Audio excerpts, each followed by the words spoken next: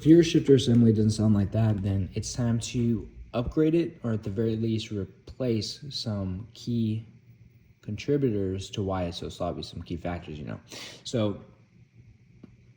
let's talk about the carrier bushings first. So the rear carrier bushing right here from the factory, it's made of rubber, and over time, and even from the start, it doesn't hold it very firm.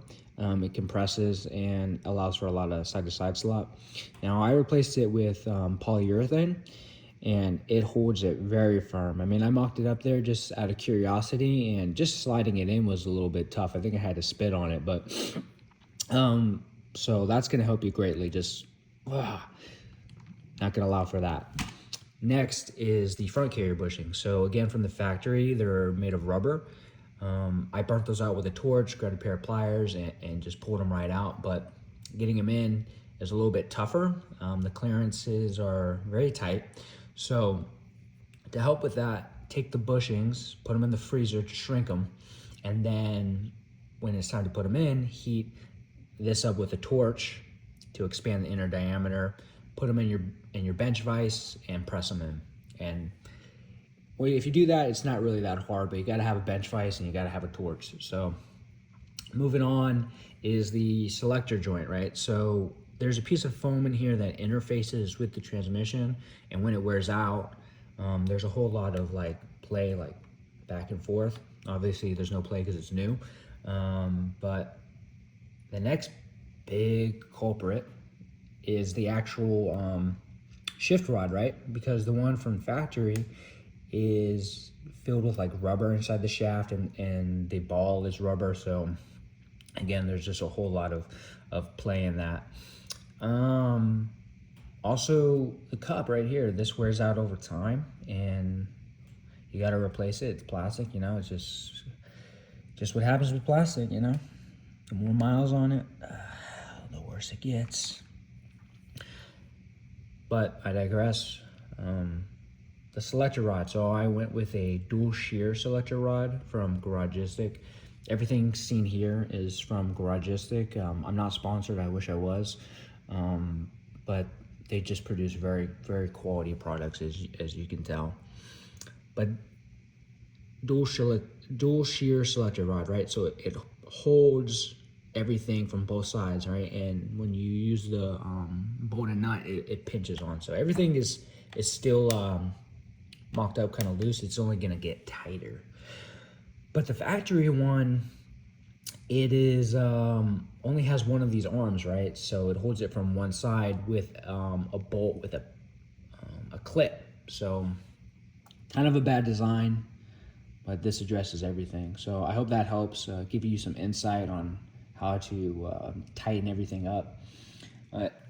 Just gonna show you what else I got going on. So just a lot going on with the car in general, but replacing the clutch pack with the advanced advanced clutch technologies.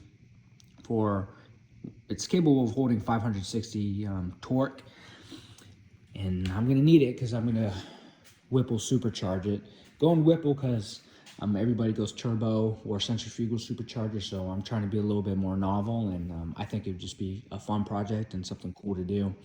Replacing all the engine and transmission mounts with Delrin. It's 80A Delrin, which refers to the firmness of it. The next one up would be 95A, but 80A is far superior to rubber, and I didn't want to go solid mount because every bit of imperfection and you're just gonna feel everything from the road, man, and I don't want that. I daily drive this most of the time, but yeah, so I just don't want that type of harshness on my ass. Gonna be installing the strut bar also, and I'm gonna have to weld in these plates, so get my welding area cleaned up because I've been using it as a place to hold stuff. But yeah, and welding these in too. Tons more of support. All right. Man, yeah, just a lot going on, and a new G.H.O.S.T right? So I'm replacing the rubber one with Delrin also, Delrin aluminum Guibo. The carrier bushing for the drive shaft, replacing that with Delrin also. And then, what do they call this? This is like the Guibo for the steering shaft, right? So this one's made of rubber, changing out with Delrin, of course. Also basic maintenance, so new rear main seal because it was leaking, man. What does an E36 and me have in common? We're both leaking from our rear main seal after a trip to Taco Bell. So new pilot bearing also, and new billet BMW throttle cable bushings. I already got one of these engine mounts out, as you can see. So squishy aluminum, or squishy rubber, and Delrin. I feel like I've been talking about so many different materials. I'm like confusing myself. But yeah, that's what's going on with the Beamer. Gonna do some sound system work too. I got a pass through. So it's called a simulated infinite baffle design. So that's a whole different video in itself. But I'm having a builder get that done for me. So we're gonna have a subwoofer going through right here. It's going through the ski pass through. Gonna replace the mid woofer, the mids, you know, the woofers, the mid woofers, the tweeters, getting everything replaced for some an SQ build. I'm more about sound quality than sound output, but yeah, probably doing some maybe Focal. I don't know, maybe Focal. I got Focal in my truck, but I might try something different this time. You know, expand my horizons. And this is the shop. It's a bit messy. The welder. But... Oh, also, yeah.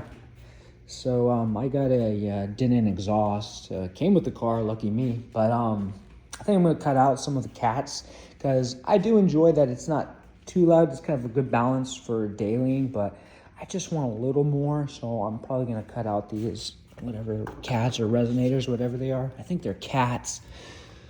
Because they're OEM apparently. So.